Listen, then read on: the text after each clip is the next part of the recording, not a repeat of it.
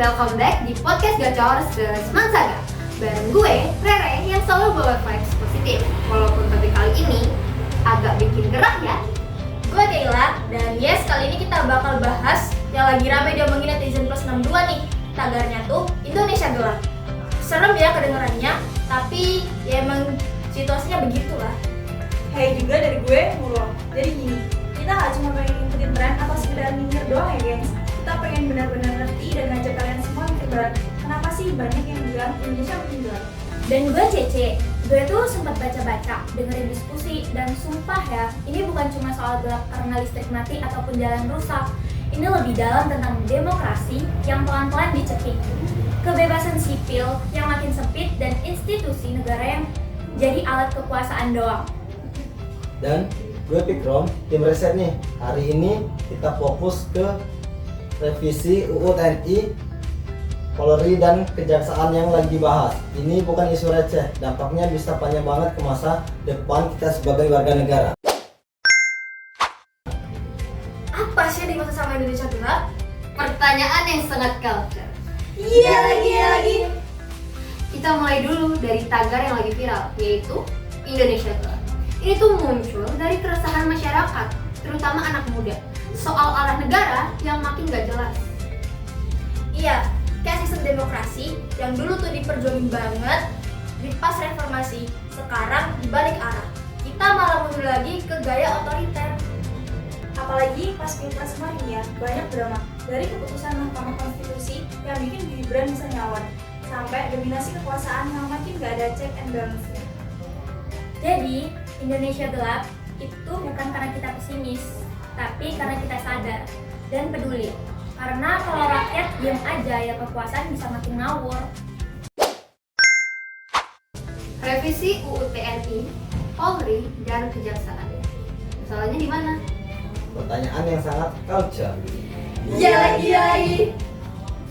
Oke, gue jelasin ya. Jadi revisi UU TNI yang sekarang digodok di DPR itu intinya mau ngasih peluang lebih besar buat militer aktif buat duduk di jabatan-jabatan sipil. Kalau lo mikir, emang kenapa sih? Kan mereka juga orang pinter.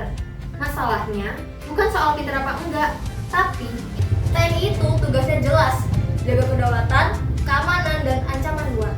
Bukan ngurusin kebijakan publik. Kalau mereka mulai masuk ke dinas Kementerian BUMN, yaitu bukan tempat mereka lagi. Dan jangan lupa sejarah, dulu pas Orde Baru kita udah ngerasain sendiri gimana kerjanya di fungsi ABRI. Aparat militer bisa ngatur ekonomi, hukum, politik, dan rakyat susah banget untuk bersuara. Sekarang kita udah punya sistem demokrasi, tapi kalau militer mulai masuk lagi ke ruang sipil, ini udah lampu merah. Ini bukan sekedar revisi UU, ini soal menjaga demokrasi tetap hidup.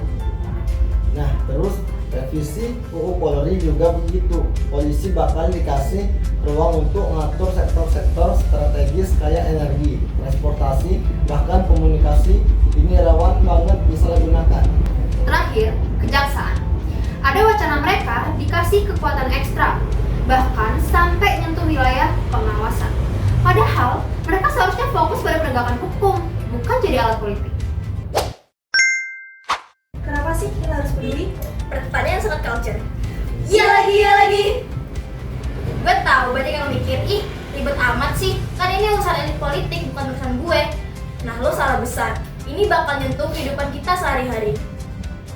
Bayangin kalau lo demo karena harga makanan mahal, terus yang turun tangan bukan sipil tapi tentara. Bisa beda loh cara mereka nanganin. Ini soal kebebasan itu. Kebijakan politik harus diambil sama orang-orang yang ngerti, yang dipilih rakyat, bukan aparat yang dilatih buat perang. Dan jangan lupa, makin banyak kekuasaan tanpa kontrol, makin besar potensi penyalahgunaan. Kita udah lihat banyak contoh aparat yang abuse power mau kayak gini terus. Apa yang bisa kita lakuin? Pertanyaan yang sangat culture. Iya lagi. Pertama, edukasi. Dengerin podcast kayak gini nih, udah jadi langkah awal yang bagus loh. Cari tahu, ngobrolin sama teman ataupun keluarga. Kedua, jangan diam. Kita bisa tanda tangan petisi, ikut diskusi publik, atau posting di media sosial buat nyuarain buat penolakan kita. Ketiga, kawal wakil rakyat. Mereka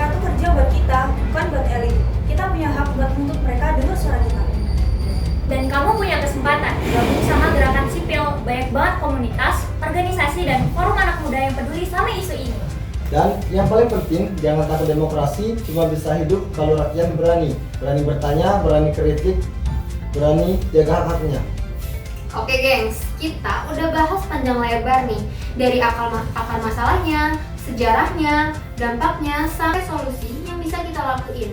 Intinya sih, kita semua punya peran lah ya. Karena kita itu bukan generasi penonton.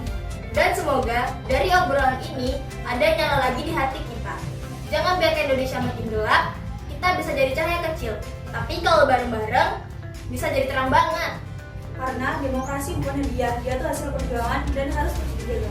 Kalau kita diem aja, itu artinya kita ngebiarin kegelapan itu menyebar.